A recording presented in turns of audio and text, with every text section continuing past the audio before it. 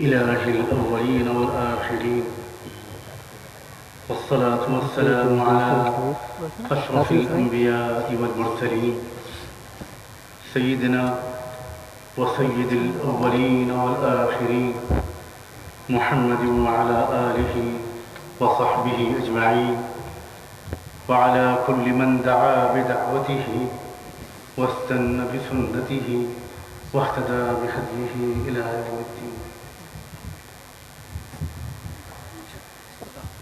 أعوذ بالله من الشيطان الرجيم. بسم الله الرحمن الرحيم.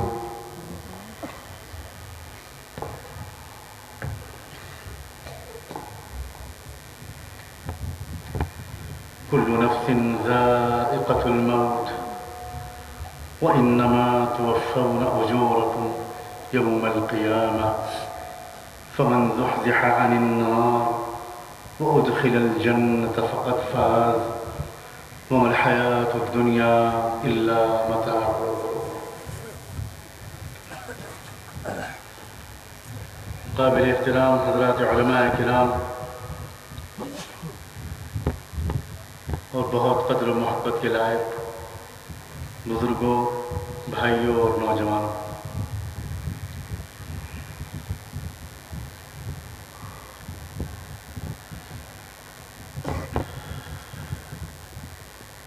بہت ڈرتے ڈرتے ایک سوال سے اپنی بات شروع کرتا ہوں. سب سے پہلے وہ سوال خود اپنے آپ سے کرتا ہوں اور پھر آپ سب سے.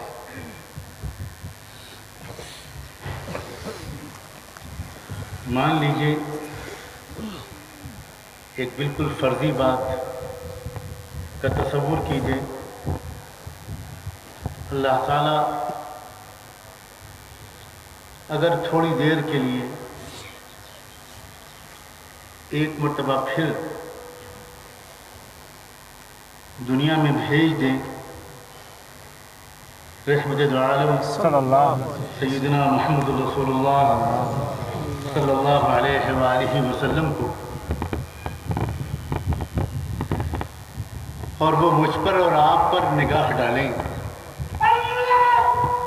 تو بس اتنا سوچ لیجئے کہ اللہ کے رسول کے دل پر ہم کو اور آپ کو دیکھ کر کیا گزرے گی.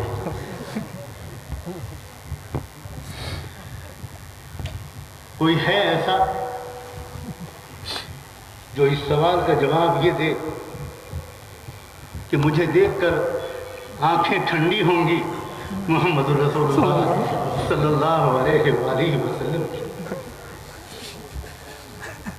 جو ایسا ہو اللہ اسے بہت مبارک کرے.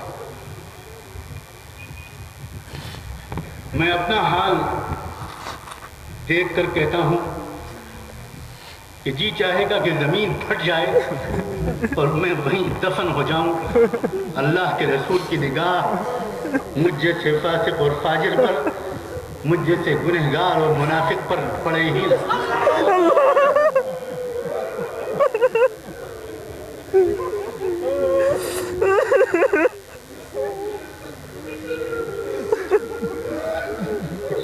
ہم میں اور آپ میں سے کسی کو پہچان کر اپنا کہیں گے محمد رسول؟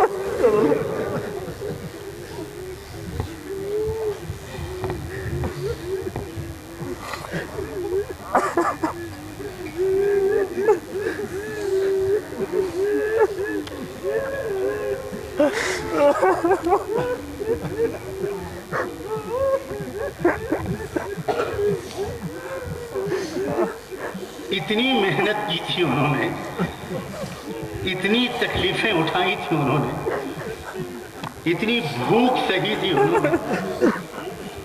وہ چاہتے تو دنیا بھر کے پہاڑ ان کے لیے سونے کے بن جاتے. وہ چاہتے تو دنیا میں ایسا عیش کرتے کہ اس آسمان کے نیچے نہ کبھی کسی نے ایسا عیش کیا ہے، نہ آئندہ کبھی کوئی ایسا عیش کرے گا.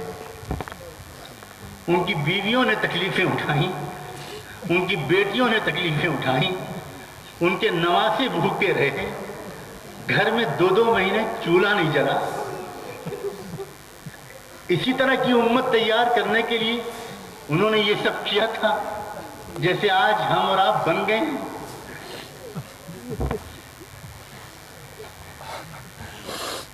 میرے بھائیوں، کبھی تو سنجیدگی سے، کبھی تو تنہائی میں بیٹھ کر سوچو، یہاں اگر وہ نہیں آئیں گے دوبارہ تو کیا وہاں ہم ان کے سامنے جانے سے بچ جائیں گے؟ قیامت کے میدان میں کوئی ایسا کونا تلاش کیا ہے ہم نے؟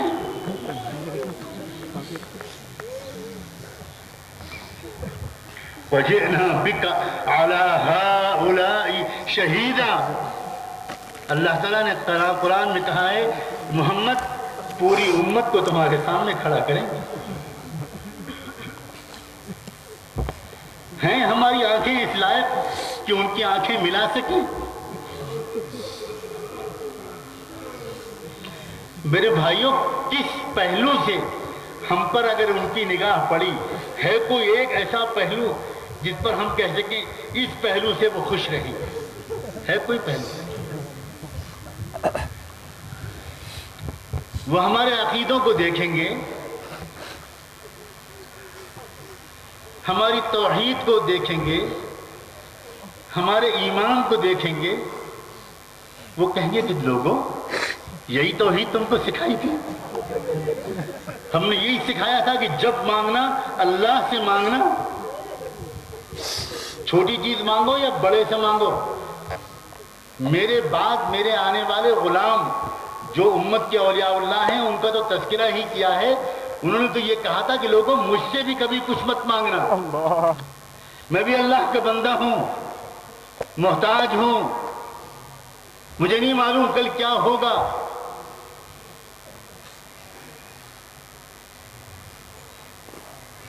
مجھے معلوم ہوتا کہ کل کیا ہوگا تو میری بیٹی زینب مکے والوں کا تیر کھا کر مرتی، شہید ہوتی، میں نہ نکال لاتا اپنی بیٹی کو.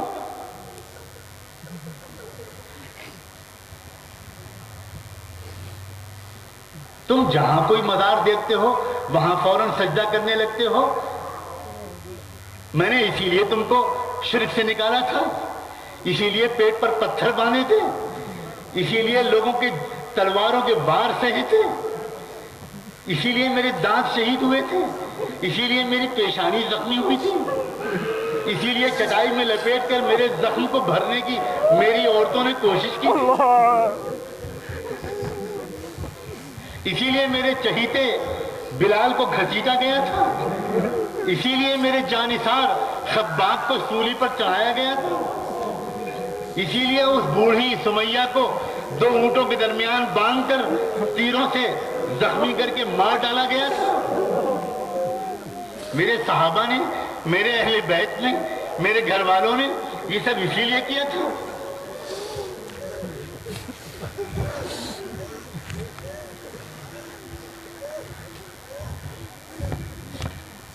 میری اور آپ کی اگر نماز کی حالت دیکھیں گے اللہ کے رسول تو ان پر کیا گزرے گی.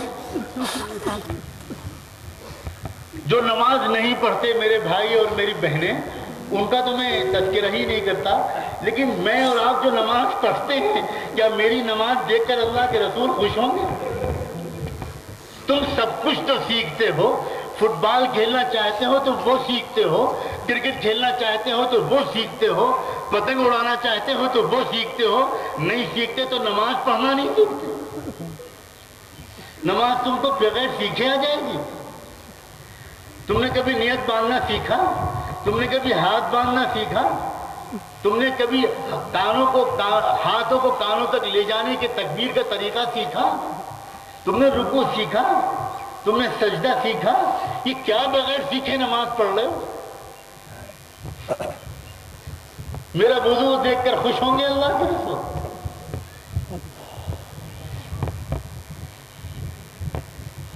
اور ذرا ایک ایک پہلو پر ذرا آگے تو بڑھتے جائیں.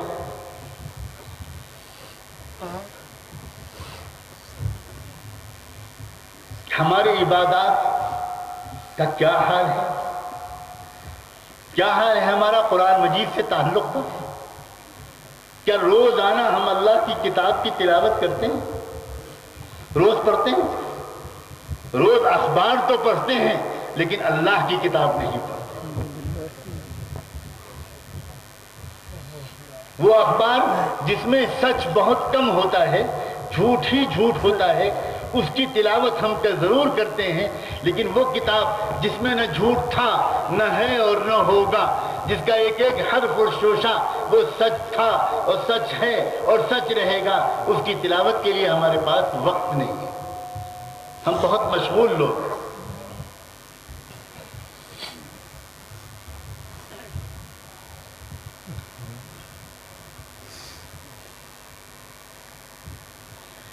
کتنا ہم یاد کرتے ہیں اللہ کو، اللہ کو کتنا یاد رکھتے ہیں. یعنی زبان سے جس وقت ہم اللہ کو یاد بھی کر رہے ہوتے ہیں، دل سے اس وقت بھی اللہ کو یاد نہیں کر رہے.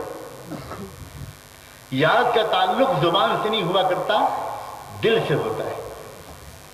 آپ کسی کو لکھتے ہیں کہ مجھے تمہاری بہت یاد آ رہی ہے. اپنی بیٹی کو لکھتے ہیں جس کو رخصت کیا ہے آپ نے اور وہ سسرال میں ہے اور مہینوں ہو گئے کہ وہ آپ نے اس کو نہیں دیکھا اور اس نے آپ کو نہیں دیکھا. آپ اس سے فون پر کہتے ہیں کہ مجھے تمہاری بہت یاد آ رہی ہے. یہ بیٹی کی یاد جو آتی ہے وہ زبان پر آتی ہے یا دل میں؟ اللہ کی یاد کتنی مرتبہ ہمارے دل میں آتی ہے؟ دل میں وہ یاد جو شوق بڑھتا دے، وہ یاد جو آنکھوں سے آنسو نکلوا دے، وہ یاد جو خوف دلا دے، وہ یاد جو کبھی کبھی رونگٹے کھڑے کروا دے کہ اللہ کے سامنے میں جاؤں گا کیا منہ لے کر جاؤں گا. ایسی یاد کتنی مرتبہ ہمارے اندر آئی ہے؟ کتنی مرتبہ؟ کیا ہو گیا ہے یہ؟ کیا ہو گیا ہے مسلمان کو؟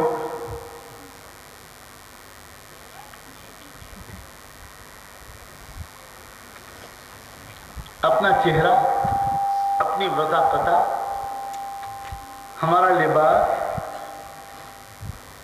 اللہ کے رسول اگر دیکھیں گے پسند آئے گا؟ پسند آئے گا؟ آج کل کا رواج، آج کل کا لباس، آج کل کی صورت شکل، جو چیز یہودیوں کو پسند ہو، جو چیز نصارہ کو پسند ہو، جو چیز اللہ کے دشمنوں کو پسند ہو، وہی پسند آئے گی محمد رسول اللہ صلی اللہ علیہ وسلم. اب یہ فیصلہ کرنا میرے اور آپ کے لیے ہے بالکل کہ مجھے وہ پسند ہے جو میرے آقا محمد رسول اللہ کو تھا، یا مجھے وہ پسند ہے جو ان کے اور اللہ کے دشمنوں کو پسند. یہ فیصلہ کرنا ہے.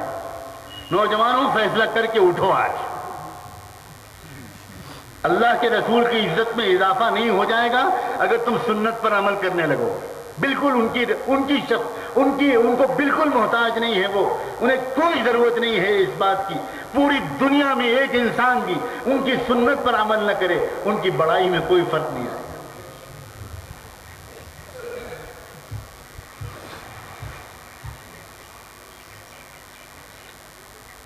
کیا بلانے کی ہمت کر سکتے ہو اللہ کے رسول کو اپنی شادیوں میں؟ سب تو بلاؤ گے اپنے رسول اپنے شادیوں میں. ایک مرتبہ اگر نگاہ پڑ گئی اللہ کے رسول کی، آج ہمارے معاشرے میں اور آپ کے معاشرے میں جو شادیاں جس طرح ہو رہی ہیں، اللہ کے اگر نگاہ پڑ گئی ان شادیوں پر تو حضور کے دل پر کیا گزرے گی؟ میں نے یہی سکھایا تھا، اللہ کا دیا ہوا مال اسی طرح خرچ کرنا چاہیے جیسے یہ میرے نام نہاد امتی کر رہے ہیں. آپ مجھے خود جواب دو میرے سوال کا. کیا شادیاں جس طرح ہو رہی ہیں، اور مجھے صاف کہنے دو، اتنی پٹائی کے باوجود عقل نہیں آ رہی کشمیر والوں کو؟ کیا اور کیا چاہتے ہو؟ صاف جواب دو. آج کیا یہ چاہتے ہو کہ اللہ میری اور تمہاری صورتوں کو بندر کی اور سور کی صورتوں بنا؟ کس چیز کے 1,00,000 نوجوانوں کی لاشوں کا ابھی تم نے نذرانہ پیش کیا ہے، ابھی عقل نہیں آئی؟ ابھی کیا دریائے چناب کو خون سے رنگ کرنا چاہتے ہو؟ ابھی جو چند عورتوں کی عزتیں باقی ہیں کیا ان کو بھی سرے بازار دوبارہ طے کیا ہے تم نے؟ کس کنارے، وہ وادی جس سے سرزمین کفرستان کو امید تھی کہ اس وادی سے رحمت کی اور ہدایت کی ہوائیں چلیں گی، مجھے کہنے دو کہ اس وادی سے ارتداد کی، عیاشیوں کی اور شراب نوشی کی اور زنا کی ہوائیں چلیں گی۔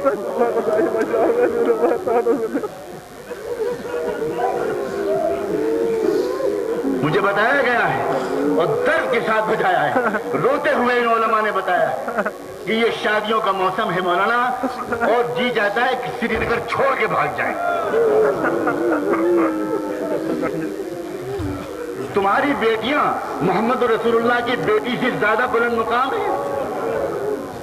تیار ہو جاؤ، کل قیامت کا میدان ہوگا اور حضرت فاطمہ کا ہاتھ ہوگا اور تمہاری بیٹیوں اور بہوؤں کے گریبان ہوں، کھڑی ہوں گی فاطمہ روزے محشر۔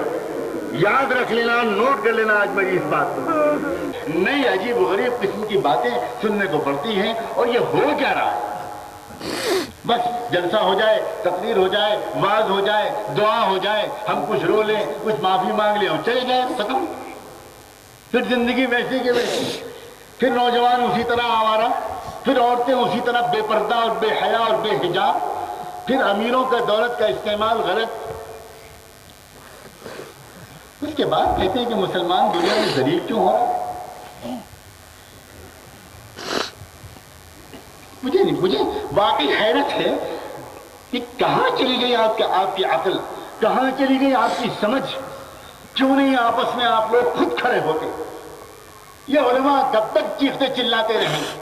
نوجوانوں میں کیوں نہیں تحریک برپا ہوتی؟ کیوں نہیں ہنگامہ کھڑا ہو جاتا؟ ہم نہیں ہونے دیں گے اپنے شہر میں ایسی شادی۔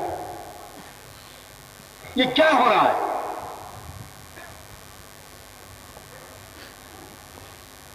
اللہ کے رسول صلی اللہ علیہ وآلہ وسلم کو تکلیف مت پہنچاؤ میرے اللہ، بہت ہو گیا، بہت ہو گیا۔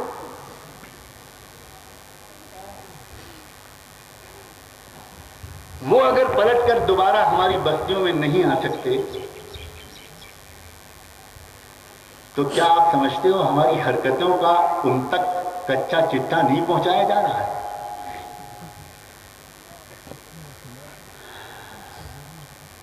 صحیح حدیثوں سے ثابت ہے، صحیح بخاری اور صحیح مسلم کی روایات میں آیا ہے، صحیح سند کے ساتھ تقریباً 13 صحابہ سے یہ بات مروی ہے کہ امت اللہ کے رسول کے ایک ایک امتی کے اعمال کی اطلاع اللہ کے رسول کو کی جاتی ہے۔ کاش یہ خبر سن کر ہم خوش ہو سکتے، کاش ہم خوش ہو سکتے کہ واہ واہ واہ واہ واہ واہ واہ واہ، ہماری پچھلے ہفتے کی نیکیوں کی اطلاع حضور کو پہنچی ہوگی تو ان کے دل سے دعا نکلی ہوگی، اور وہ جس کے لیے دعا کر دیں گے اس کا تو بیڑا پار ہے۔ کاش کاش کہ یہ خوشی ہوئی ہوتی۔ آپ میں سے کسی کو اگر یہ امید دل میں جاگی ہو تو اس کو مبارک۔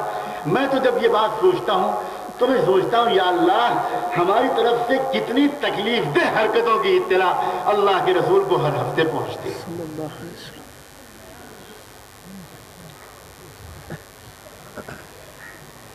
تو انتہائی خطاکار اور گنہگار ایک عام اور عام سے بھی زیادہ پست مسلمان ہوں جو اللہ کے بندے نظر رکھتے ہیں، جن کے نفس کا تزکیہ ہوا ہے، جنہوں نے اپنے قلب کو ذکر سے صاف کیا ہے، جو اللہ والوں کی جنہوں نے خدمت کی ہے، صحبت اٹھائی ہے، جن کی زندگی ایک ایک عمل سنت کے مطابق گزرتا ہے۔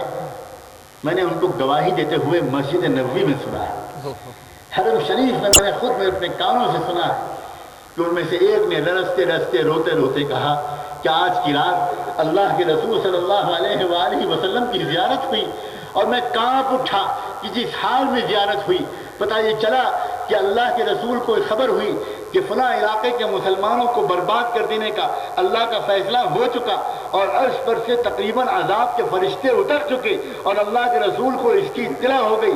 اپنی قبر اطہر میں ہی اللہ کے رسول گھٹنے کے بل اللہ کے حضور میں جھک گئے اور سجدے میں پڑ گئے اور کہنے لگے اللہ ایک مہلت اور دے دے، ایک مہلت اور دے دے، ایک مہلت دے دے، ایک موقع اور دے دے، اور اللہ نے ان کی سن کر ان کی آہ و کراہ کو ایک مہلت اور دے دی، ایک مہلت اور دے دی۔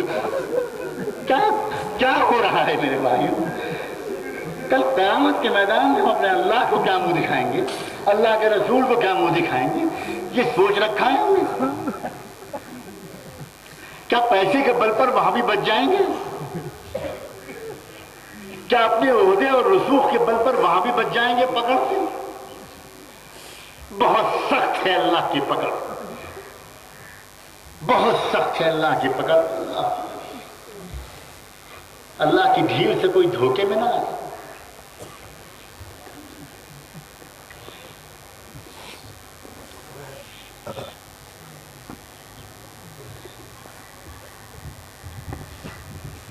جس امت کو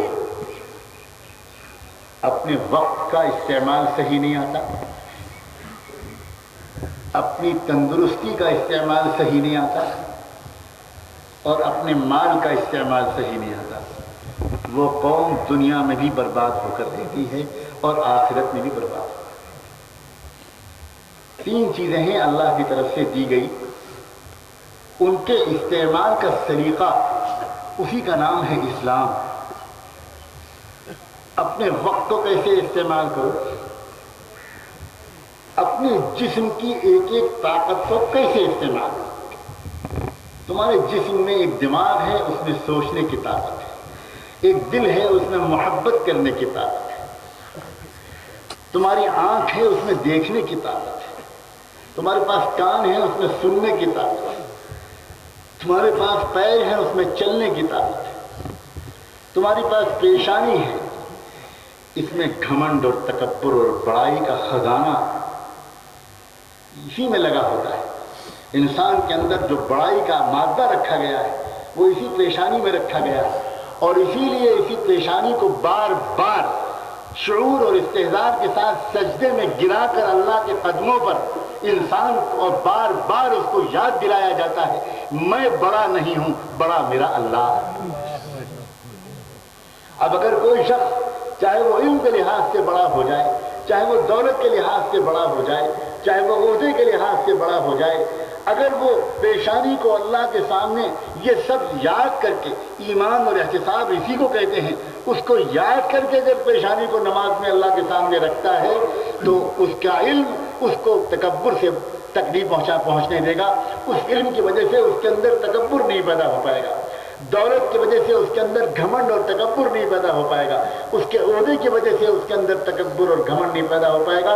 اور وہ علم والا جس میں تکبر نہ ہو، وہ رحمت للعالمین کا ایک عکس ہوتا ہے، اس کے اوپر ایک تجلی ہوتی ہے رحمت للعالمین۔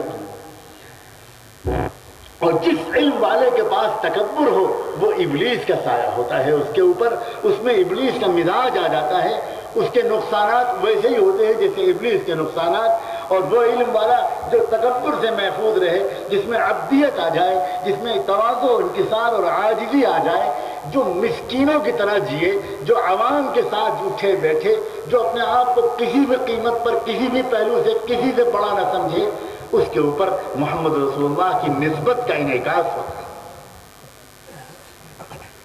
اور جو فیض پہنچا تھا اللہ کے رسول سے پورے عالم کی سطح پر، اس اللہ کے بندے کا سے بھی اللہ کے رسول کا وہی فیض اس کے ذریعے سے پہنچتا ہے۔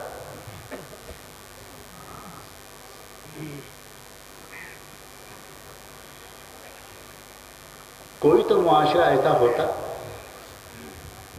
کوئی تو ہندوستان میں، اس پورے ملک میں، اس پورے علاقے میں، اس پورے جنوب شرق ایشیا میں کوئی تو خطہ ایسا ہوتا جہاں ہم ڈھونڈ ڈھونڈ کر پورے ملک سے غیر مسلم بھائیوں کو، ہندو بھائیوں کو، سکھوں کو، ان کو لا کر دکھاتے کہ آئیے آپ کو دکھائیں کہ اسلامی معاشرہ کیسا ہوتا ہے۔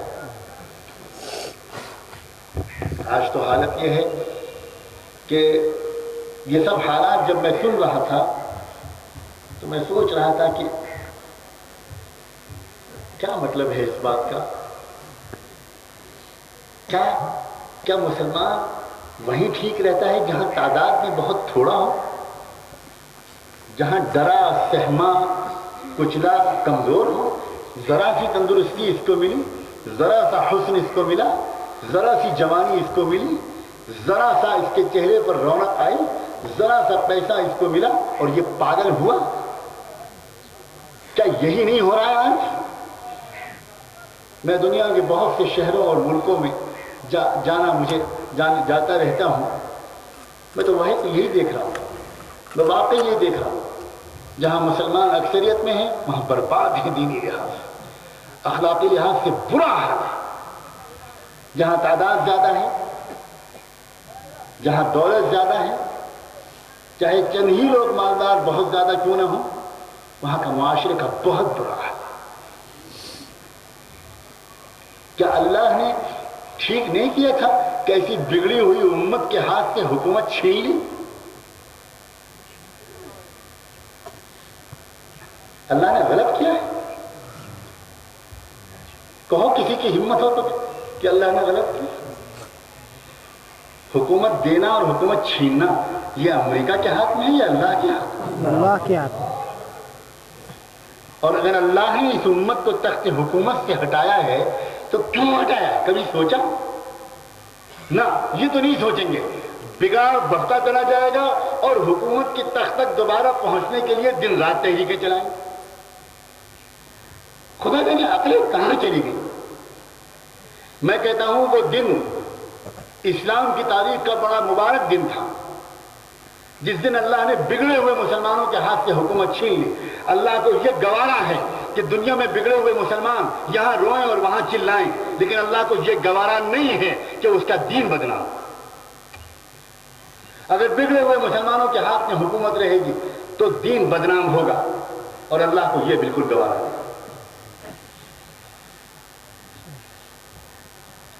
اپنے بگاڑ کی طرف دیکھتے نہیں، یہ نہیں دیکھتے کہ آخر ہوا کیا ہے، آخر کیوں اللہ تعالیٰ نے ہم کو امامت کے مسلح پہ سے دور پھینک دیا.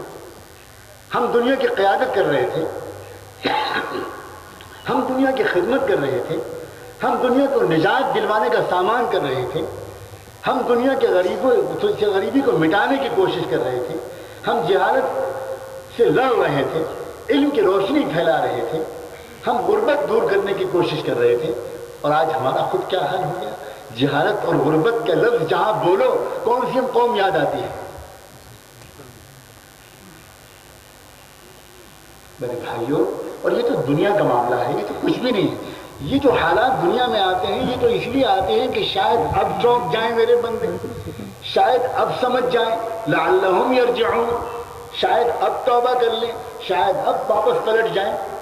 اصل جو سزا ملنی ہے وہ تو مرنے کے بعد آنی ہے، اور بڑی سخت سزا ہوگی، بڑی سخت سزا.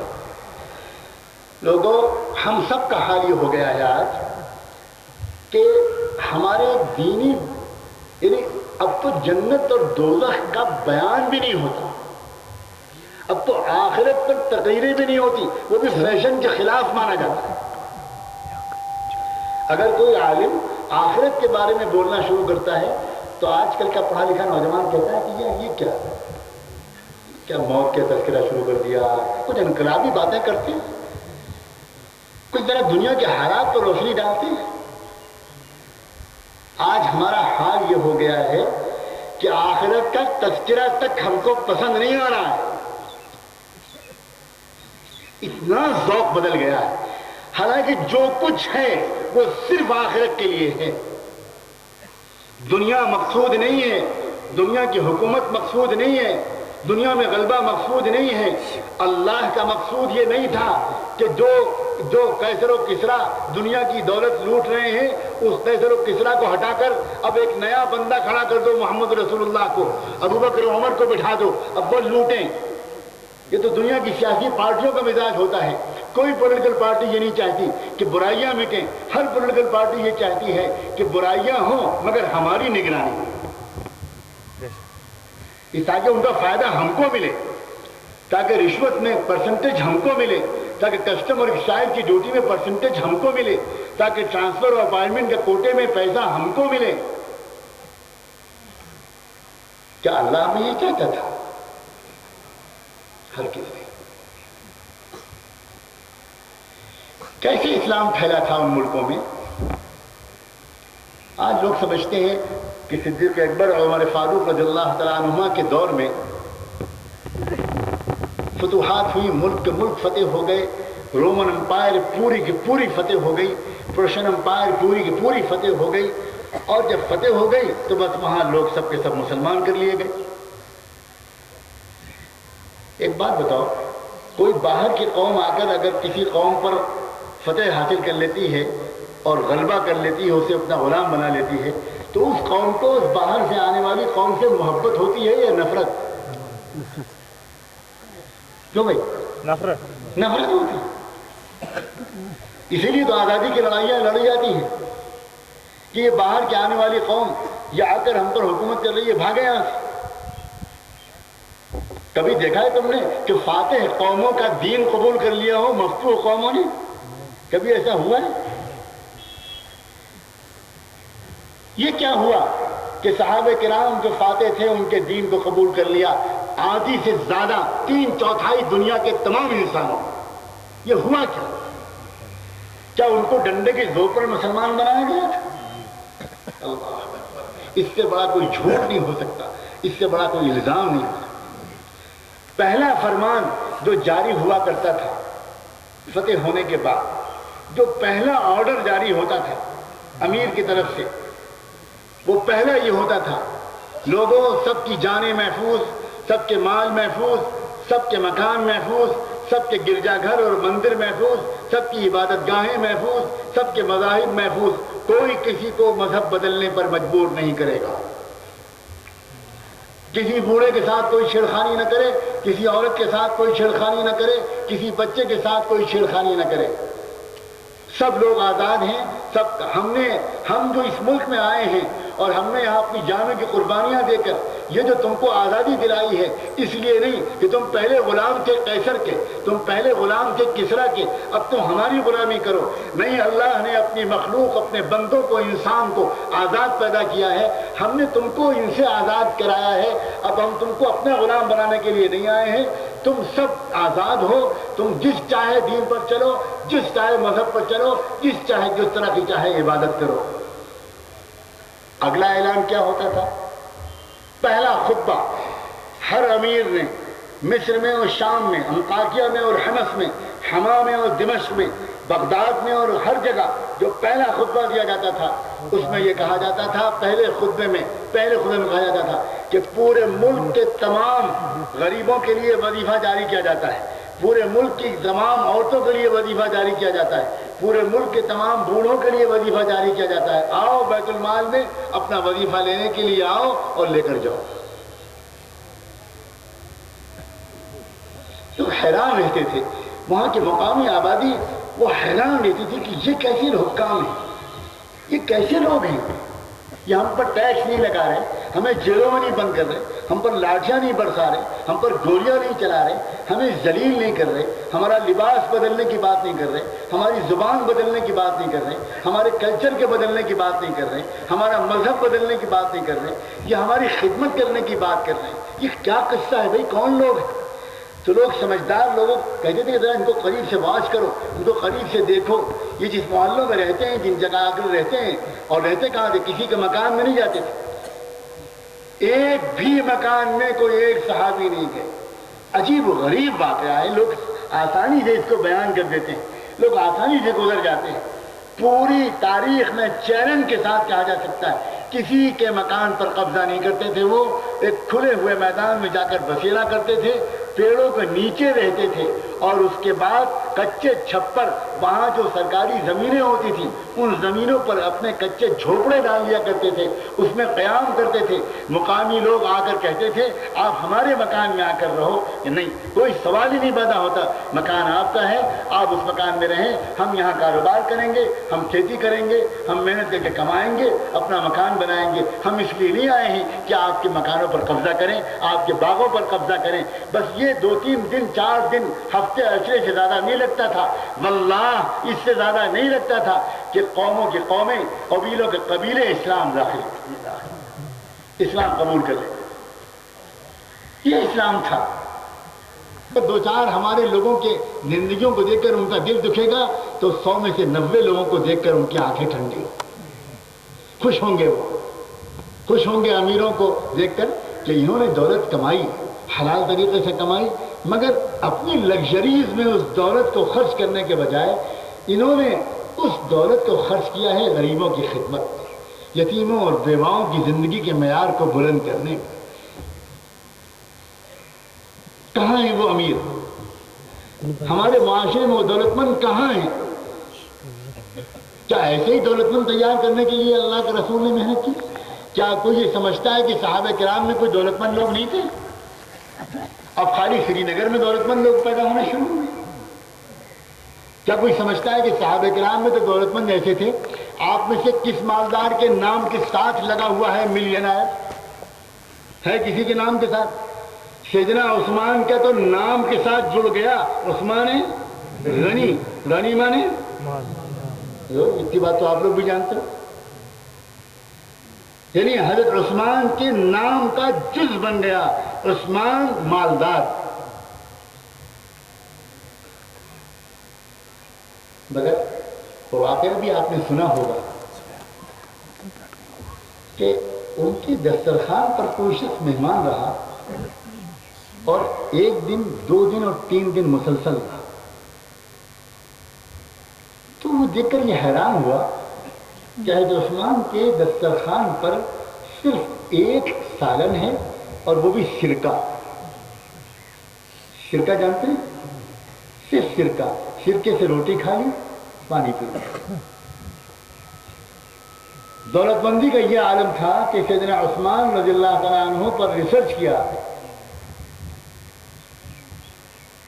ایک یہودی طالب علم نے امریکہ کی ہیوسٹن یونیورسٹی میں، اس نے حضرت عثمان کی دولت کو جائزہ لینے کے لیے کوشش کی اور محنت کی کہ ان کے پاس 1 سال میں کتنی دولت جمع ہوا کرتی تھی، اور اس کو کنورٹ کرنے کی کوشش کی آج کل کے کرنسی میں۔ تو اس امریکن یہودی کے ریسرچ کے مطابق، میں نہیں جانتا وہ ریسرچ کہاں تک صحیح ہے، لیکن وہ پیسے کوڑی کے معاملے میں تو بڑے، یہی تو ایک فن ان کو آتا ہے۔ تو اس ریسرچ کی روشنی میں آج کل کے کرنسی کے لحاظ سے 1.5 ملین ڈالر، یعنی 85 ملین ڈالر کی دولت حضرت عثمان کے پاس 1 سال میں تھی، اس یہودی مصنف کی تحقیق کے مطابق۔ لیکن وہ دولت کہاں کے لیے کام آتی تھی؟ عیاشیوں کے لیے، بلڈنگ کے بنانے کے لیے، شاندار لباس کے خریدنے کے لیے۔ کسی شخص نے ان سے پوچھا کہ آپ کے پاس اتنی دولت ہے اور اب اتنا آپ کا کاروبار چل رہا ہے، ملٹی نیشنل کاروبار تھا، لوگ سمجھتے ہیں کہ آج ملٹی نیشنل کمپنیاں قائم ہوئی، ان کا کاروبار ملٹی نیشنل تھا، کئی قوموں تک ان کی بزنس چلتی تھی۔ تو حضرت عثمان رضی اللہ تعالیٰ عنہ نے سر جھکا کر کہا، میرے معلم، میرے خلیل محمد رسول اللہ صلی اللہ علیہ وآلہ وسلم نے مجھے یہ دعا دی تھی کہ عثمان، اگر تم غریبوں کی غریبی مٹانے اور اللہ کے دین کے تقاضوں کو پورا کرنے کی نیت سے کاروبار کرنے کا ارادہ کرو تو میں تمہارے کاروبار میں برکت کی دعا کروں۔ حضرت عثمان نے کہا، میں نے اس وقت سے یہ عرض کیا تھا کہ اللہ کے رسول، اگر اس میں خیر ہو اور میں اس بوجھ کو سہ سکوں، اگر میں اس ذمہ داری کو نبھا سکوں تو میرے لیے دعا فرما دیجیے اللہ کے رسول نے دعا کی اور دولت اتنی بڑھی کہ سارے دین کے تقاضے، جب بڑے بڑے تقاضے آتے تھے اور بڑے بڑے چیلنجز آتے تھے محمد رسول اللہ کے دل پر، جب آپ کو خیال ہوتا تھا کہ اس وقت اب کون کھڑا ہوگا، تو اس وقت حضرت عثمان غنی حاضر ہوتے تھے، اللہ کے رسول یہ ہے میرے پاس دولت اور آپ کے اجازت اور حکم سے میں نے اس کام میں لگا تھا، یہ حاضر، یہ تو میری ہے ہی نہیں، یہ میں اپنے لیے نہیں کما، یہ تو میں ان تقاضوں پر خرچ کرنے کے لیے کما۔ میں یہ نہیں کہتا کہ آج ہمارے مالدار اس سطح کی قربانی اپنے لیے ضروری سمجھیں، مگر کیا میں یہ بھی کہنے کا حق نہیں رکھتا کہ اے مسلمانوں کے مالداروں، یہودیوں اور عیسائیوں کے مالداروں کی نقل مت کرو۔ خیر اللہ تعالیٰ نے تم کو یہ مال دیا ہے، اور خیال رکھو کہ تمہارے اسی معاشرے میں ہزاروں لوگ ہوں گے جو سسک رہے ہوں گے، نہ جانے کتنے لوگ آج جو عیسائیت قبول کر رہے ہیں وہ اپنی غربت کی وجہ سے۔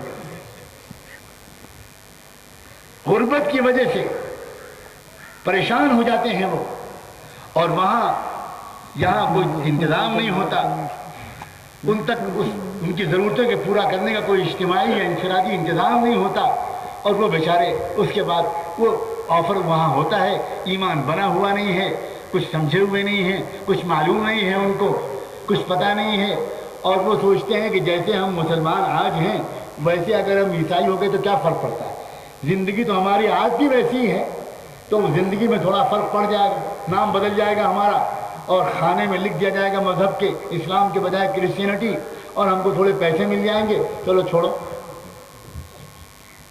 میرے بھائیوں، یہ اجتماعی فکر کی باتیں ہیں جو میں نے اس وقت شیئر کی، اور جو ہمارے یہ حضرات اکابر آپ سے صبح سے کہہ رہے ہیں، اور کل تک یہ سلسلہ انشاءاللہ جاری ہے۔ کس لیے یہ سب اجتماع بلایا جاتا ہے؟ کس لیے آپ کو دعوت دی جاتی ہے کہ آپ آئیں؟ صرف اس لیے کہ وقتی طور پر بڑا سن لیں۔ سچی بات یہ ہے کہ اس سے تو ہمت ٹوٹنے لگتی ہے، ہمت ٹوٹنے لگتی ہے کہ آخر یہ کب تک سلسلہ جاری رہے گا؟ کیا یہ کوئی قوالیوں کی محفل ہے؟ کیا آپ قوالی سنیں اور داد دے کر چلے جائیں؟ کوئی مشاعرہ ہے کیا آپ غزل سنیں اور داد دے کر چلے جائیں؟ اس دل کا واسطہ دے کر کہتا ہوں جو اللہ نے آپ کو دیا ہے، وہ روحانیت جو اللہ نے یہاں کی مٹی میں رکھی ہے اس کا واسطہ دے کر آپ سے کہتا ہوں، جو ہزاروں اولیاء اللہ نے اس وادی کو گل و گلزار بنایا تھا، سلام ہو ان کی روحوں پر، سلام ہو ان کی پاک قربانیوں پر۔ کیا اسی لیے آئے تھے حضرت امیر کبیر؟ میرے ماں باپ ان کے قدموں پر قربان ہو۔ کیا اسی لیے آئے تھے بڑے بڑے مشائخ اور اولیاء اللہ؟ کیا بہترین موقع آپ کو ملا ہوا ہے، مگر آپ کس بری طرح اس کو برباد کر رہے ہیں۔ کیسے یہ ہو رہا ہے کہ یہاں کوئی کہتا ہے قادیانیت پھیل رہی، کوئی کہتا ہے کہ یہاں یہ پھیل رہا ہے وہاں وہ پھیل رہا ہے۔ میرے بھائیوں، یہ کیوں نہیں کوئی خبر کہتا کہ اللہ کا صحیح دین یہاں پھیل رہا ہے؟ کیا یہ شرمناک باتیں نہیں ہیں؟ چند سال پہلے کی بات ہے، جب میں شاید پہلی بار جموں آیا تھا، تب ایک عجیب تجربہ زندگی کا ہوا تھا۔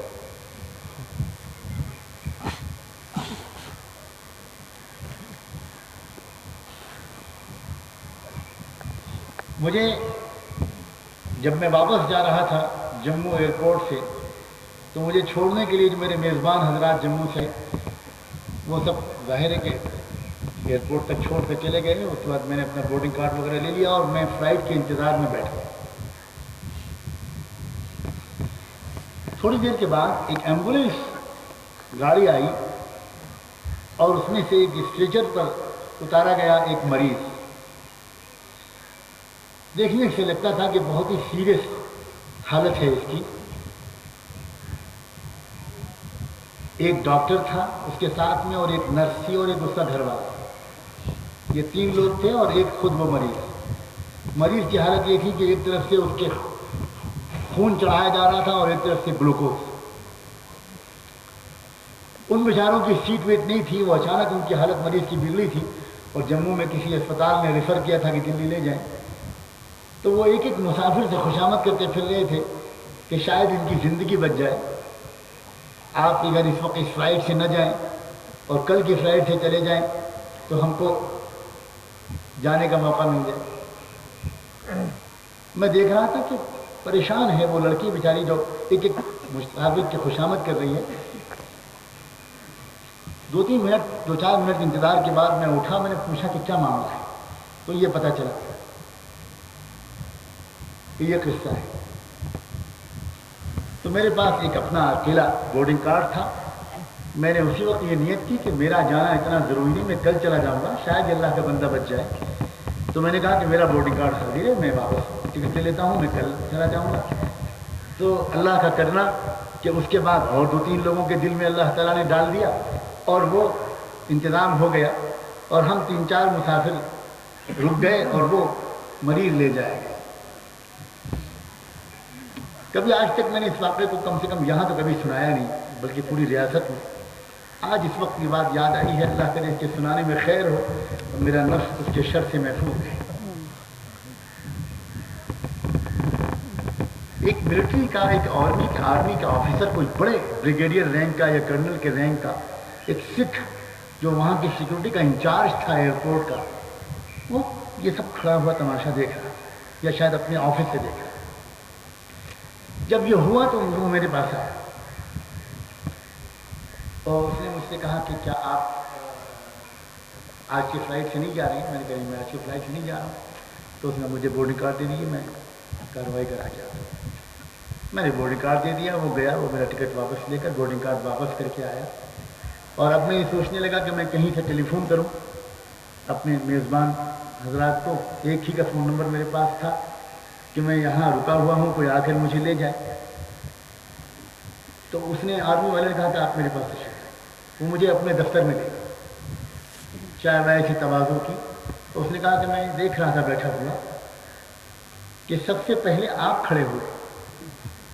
یہ ہندو مسافر تھا، ہندو مریض تھا، کتنے یہاں اور ہندو سکھ بیٹھے ہوئے تھے مگر وہ لوگ راضی نہیں ہو رہے تھے۔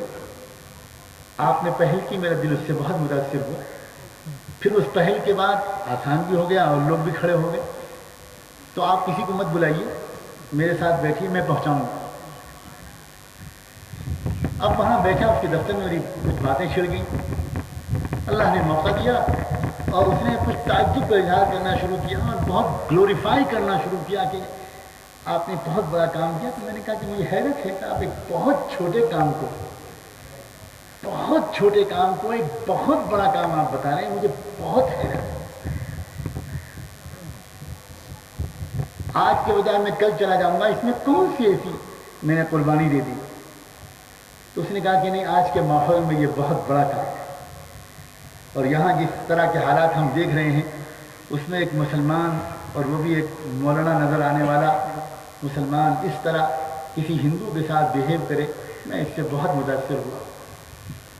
میں نے کہا کہ ہاں، مجھے بہت شرمندگی ہوتی ہے اس طرح کی باتیں آپ کی زبان سے سن کر۔ بظاہر تو آپ میری تعریف کرتے ہیں، لیکن اصل بات یہ ہے کہ آپ اصل میں ایک چارج شیٹ لگا رہے ہیں پوری امت پر، اور آپ یہ کہہ رہے ہیں کہ میں اتنے دن سے جموں میں پوسٹڈ ہوں اور میں نے ہزاروں مسلمانوں کو دیکھا ہے مگر پہلی مرتبہ اسلام دیکھا ہے۔ مسلمانوں کو تو میں بہت دیکھتا ہوں مگر اسلام دیکھنے کا موقع نہیں ملتا۔ اور یہ غلطی آپ کی نہیں ہے، یہ ہم مسلمانوں کی ہے کہ ہم اسلام بس کا نام لیتے ہیں، اس کے نام کی روٹی کھاتے ہیں، لیکن اس پر عمل نہیں کرتے، بہت کم حصے پر عمل کرتے ہیں۔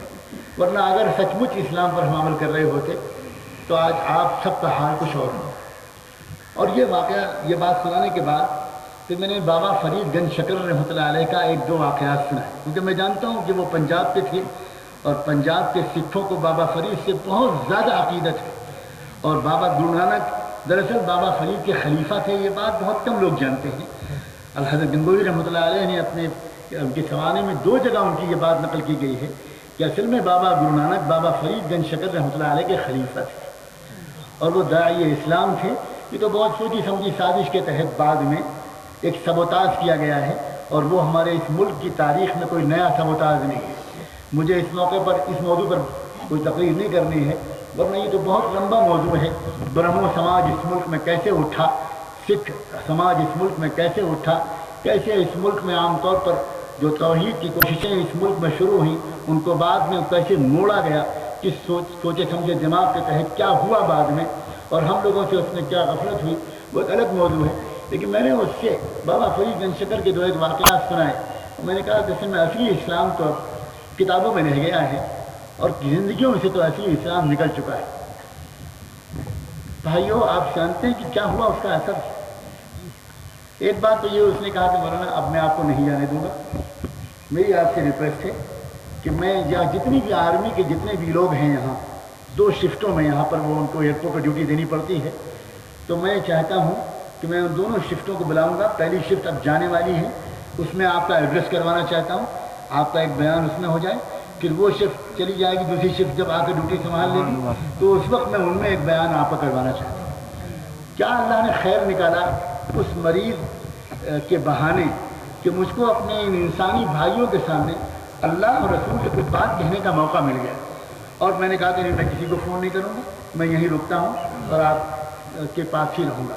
اس کے بعد رات میں انہیں کا مہمان رہا, ان کے اپنے کوارٹر پہ رہا اور جو بھی توفیق میری میرے اللہ نے, حالانکہ میری راتیں ایسی نہیں گزرتی جیسی اللہ کے نیک بندوں کی گزرتی ہیں, لیکن وہ رات ایسی گزری کہ نیند بہت کم آئی اور بس میں یہ کہتا رہا کہ اللہ اپنی قدرت دکھا دے, اپنے اس بندے کو اس وقت ہدایت دے, اس کے دل میں ڈال دے کسی طرح. اس نے اتنی محبت کا ثبوت دیا ہے, اتنی مہمان نوازی کی ہے, اتنا بھلا انسان ہے یہ. اب تک یہ جو نہیں سمجھ سکا یہ ہماری کوتاہی کی وجہ سے. خیر صبح کو مجھے اس نے رخصت کیا اور میں چلا گیا فلائٹ سے. بہت دن تک سوچتا رہا کہ اللہ جانے اس کا کیا حال ہوگا. آج میں اللہ کا شکر ادا کرتے ہوئے آپ کو سنا رہا ہوں کہ کچھ دن کے بعد اس شخص کا فون آیا اور اس نے میرا فون نمبر اور ایڈریس وغیرہ سب لے لیا تھا کہ میں لکھنؤ ایئرپورٹ سے بول رہا ہوں, آپ سے ملنے کے لیے آیا ہوں اور آپ بتائیے میں کیسے پہنچوں. میں نے کہا کہ میں گاڑی بھیجوں آپ کے لیے. ان کا نہیں, گاڑی والی بالکل نہیں بھیجیے, میں پہنچ جاؤں گا, آپ مجھے پتہ بتا دیں. میرا ٹوٹا پھوٹا گھر میرے والد مرحوم کا, بہت کچا سا, کمزور سا, کچا تو نہیں, بہت بجلی بھی نہیں آ رہی, اندھیرا, شام کا وقت. میں نے کہا آپ کو یہاں آنے میں زحمت ہوگی, آپ کسی ہوٹل میں چلے جائیں, میں بتاتا ہوں کون سے ہوٹل میں آپ کا انتظام کراتا ہوں. ان کا نہیں, میں آپ کے گھر پر آنا چاہتا ہوں. وہ گھر پر آیا اور آ کر لپٹ گیا. اس نے کہا مولانا اس دن کے بعد سے میں برابر اپنے مالک سے بابا گرو نانک کا واسطہ دے کر دعا مانگتا رہا کہ جو سچا راستہ ہو مجھ کو دکھا دے. مجھے خواب میں اللہ نے دکھا دیا کہ محمد رسول اللہ مجھے سینے سے لگائے ہوئے ہیں اور میں پچھلے ہی ہفتے میں نے اسلام قبول کیا ہے. اور سب سے پہلے میں آپ کو خوشخبری دینے کے لیے, جب کشمیر کے لوگوں تم ایسے ہزاروں لوگوں کو ہدایت دلوا سکتے, ایسے ہزاروں لاکھوں لوگوں کی ہدایت اپنے نام اعمال میں لکھوا سکتے ہو. آپ اپنے کو پہچانو, آپ پہچانو اللہ نے آپ کے اندر کیا تاثیر رکھی. آپ کی آنکھوں میں نمی ہے, آپ کے دلوں کے اندر محبت کی چنگاری ہے, آپ اولیاء اللہ کے قدردان ہیں, آپ بزرگان دین کے وارث ہیں. آپ کہاں یہودیت اور نصرانی کی تہذیب کے چکر میں پڑ گئے, کہاں آپ انگریزوں کی نقل کرنے لگے, کہاں آپ مغربی تہذیب کے نقال بن گئے. کیا اب بھی دنیا یہ سمجھے گی کہ مغربی صادری پر اس کی نقل کی جائے؟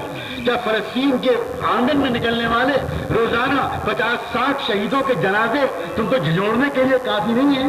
کیا بیت المقدس کے آنگن میں بہنے والا خون یہ کافی نہیں ہے کہ لوگوں انگریزوں کے راستے پر چلنا چھوڑ دو, انگریزوں کی طریقے کی معاشرت, ان کے تہذیب پر کے مطابق کھانا اور پینا اور شادیاں بیاہ اور لباس اور مذاقتہ, ان کے طریقے پر سوچنا, ان کے طریقے پر تمنائیں کرنا, ان کے طریقے کی نقل کر کے اپنے کو عزت کا مستحق سمجھنا, یہ بہت بڑی جہالت ہے, بہت بڑی جہالت ہے. کشمیر کے لوگ عیسائیت قبول کر رہے ہیں اور میں تم کو بتاؤں کہ امریکہ اور یورپ کے عیسائی اسلام قبول کر رہے ہیں. کیا کر رہے ہو کشمیر کے لوگوں؟ معاف کرنا میری گستاخی کو, مجھے آپ سے محبت ہے اور مجھے ان بزرگوں سے محبت ہے جن کی زیارت کے لیے میں آتا ہوں. اللہ گواہ ہے, اللہ گواہ ہے کہ میں ان کے چہروں کو دیکھنے کے لیے آتا ہوں, میں ان کی زیارت کرنے, ان کی دعائیں لینے کے لیے آتا ہوں. آپ سے میں صاف صاف کہہ رہا ہوں, کتے کو ایک بیماری ہو جاتی ہے کہ وہ تازہ کھانا نہیں کھاتا, وہ کھانا جو سڑ جائے اسی کو کھاتا ہے. مجھے معاف کرنا لوگوں, وہ تہذیب جو سڑ گئی ہے کیا آپ اس کو چاٹ رہے ہو کتے کی طرح؟ وہ تہذیب جس میں بدبو آ رہی, وہ تہذیب جس سے خود انگریز گھن کر رہے ہیں. ہاں میں کہہ رہا ہوں انگریز گھن کر رہے ہیں, میں یوں ہی نہیں کہہ رہا ہوں. آپ کو پتا ہے کہ لندن کے میئر کی تقریریں کس طرح کی ہو رہی ہیں؟ آپ نے پڑھی ہے لندن کی میئر کی تقریریں؟ مصیبت یہ ہے کہ اخبارات نہیں چھاپتے, اخبارات صرف ان خبروں کو چھاپتے ہیں جس سے اسلام ایک دہشت گرد مذہب کی حیثیت سے مشہور ہو, جس سے پتہ چلے کہ مسلمان ٹیررسٹ ہوتا ہے, مسلمان آتنکوادی ہوتا ہے. مسلمان اور ٹیررزم, مسلمان اور آتنکواد, مسلمان اور دہشت گردی. مسلمان کا تو حال یہ ہونا چاہیے کہ زمین پر کسی ایک بے گناہ کا خون کہیں پر گرے اور یہاں مسلمان تڑپ جائے کہ میرے جیتے جی یہ کیا ہو رہا ہے, یہ کیوں خون بہایا جا رہا ہے؟ میرے آقا محمد رسول اللہ خون بہانے کے لیے نہیں آئے تھے, خونوں کو بچانے کے لیے آئے تھے.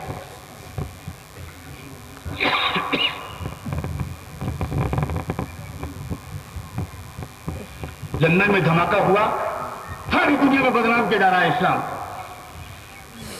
لوگ ذرا عقل سے کام نہیں لیتے, لوگ ذرا سا سوچتے نہیں. یہ پرائم منسٹر ٹونی بلیئر دھماکے کے 10 منٹ کے بعد تقریر میں یہ کہتے ہیں کہ مسلمانوں نے یہ دھماکہ کیا ہے، اس کے بعد کہتے ہیں کہ ہم نے انکوائری کا آرڈر کیا ہے۔ یہ کیا تماشا ہے بھائی؟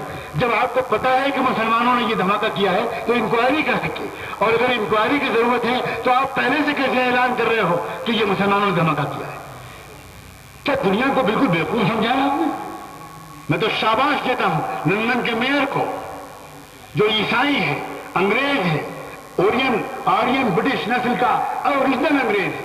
اس نے صاف تقریر میں کہا ہے کہ میں اس کا پورا الزام اپنی موجودہ حکومت کو دیتا ہوں۔ اس نے پالیسیاں ایسی بنائی ہیں کہ دنیا کے لوگ فرسٹریٹڈ ہو گئے ہیں، دنیا کے لوگ تنگ آمد بجنگ آمد پر اتر آئے ہیں۔ اتنا ظلم ہوتے ہوئے اگر میں بھی دیکھوں گا تو میں بھی وہی کروں گا جو مظلوم قوم کے افراد کر رہے ہیں۔ یہ خبر کہیں نہیں چھپتی۔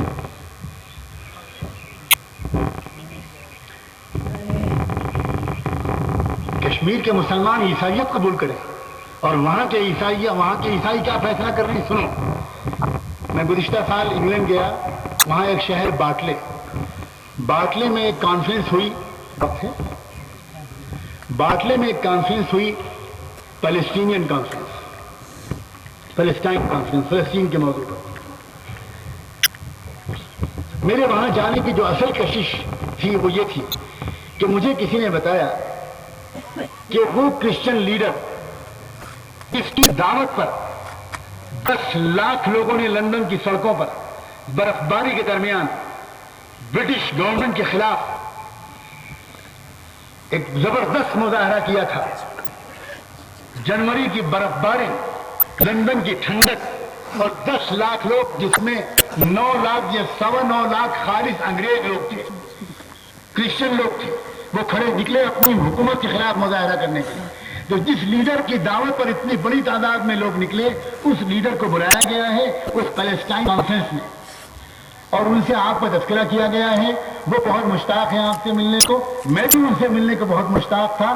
میں گیا اور وہاں ہم دونوں شریک ہوئے، بعد میں بہت دیر ہماری ان کے درمیان گفتگو ہوئی۔ میں تو دیکھ کر حیران رہ گیا کہ یہ کیا ہو جائے گا؟ کیا مسلمانوں کو اللہ تعالیٰ اب اسلام سے محروم کر کے دوسری قوموں کو لانے والے ہیں؟ کیا یہ ہونے والا کیا ہے؟ اس شخص نے تقریر میں جو کچھ کہا وہ تو کہا، تنہائی میں اس نے مجھ سے جو باتیں کی، اس نے کہا کہ مولانا میں عیسائی ہوں اور پکا عیسائی، لیکن میں نے پچھلے دنوں مسلمانوں پر سننا شروع ہوا ہے امریکہ کی طرف سے پوری دنیا پر۔ اس کے بعد میں نے قرآن کا مطالعہ کرنا شروع کیا اور مجھے حیرت ہوئی کہ مجھے تو آج تک کسی نے بتایا نہیں تھا کہ قرآن میں عیسیٰ علیہ السلام کے بارے میں یہ بات کہی گئی، قرآن میں مریم علیہ السلام کے بارے میں یہ بات کہی گئی، قرآن میں اتنی عظیم الشان الفاظ میں عیسیٰ علیہ السلام کا ذکر کیا گیا۔ قرآن نے تو یہاں کہہ دیا کہ پوری انسانی تاریخ کی امامت کے لیے 2 انڈیویجولز چنے گئے ہیں اور 2 فیملیز چنی گئی ہیں۔ ان اللہ اصطفى آدم ونوحا وآل ابراہیم وآل عمران علی العالمین۔ اللہ تعالیٰ نے چنا آدم کو اور نوح کو، ابراہیم کو، آل ابراہیم کو اور آل عمران کو، ابراہیم کے خاندان کو اور عمران کے خاندان کو۔ یہ بات ہے، عیسیٰ علیہ السلام حضرت عمران کے خاندان سے تھے۔